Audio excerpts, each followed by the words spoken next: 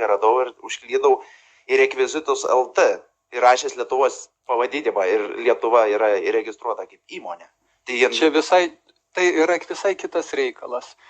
Lietuva kaip valstybė, vyriausybė yra juridinis asmuo ir jeigu jūs kaip Lietuvos pilietis norėsit jį apskūsti juridinę teisminę tvarką, jūs turėsit nurodyti jos adresą, jos registracijos numerį. Tai yra buhalterinis, vadinkim, juridinis pavadinimas.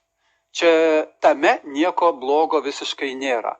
Tai Laurynai, jūs man pasakysit, kad man numeriuką kokį suteikėt. Koks man skirtumas, kad jūs nuspręsite tą numeriuką man suteikti.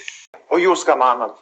Apie ką? Nes apie vakcinas, apie skiepus. Čia labai plati tema. Gal kitą kartą aptarsim, nes aš norėčiau paklausti, nes daug, kaip sakyčiau, daug žmonių klausė ir išreiškia abejonės, kad jūs pasisakėt už, Tai man kažkaip po to išeis ir taip nutraukiu bendravimą, nes aš sakau, pasakė prieš.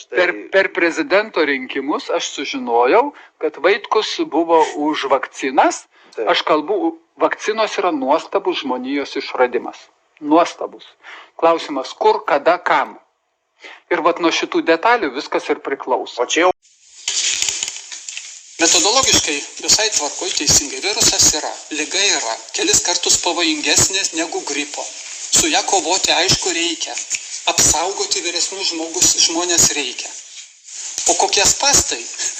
AstraZenecos vakcina nėra skirta asmenim virš 65 metų. O dabar mes... Atsakomybė baudžiamajam kodekse yra vienas straipsnis.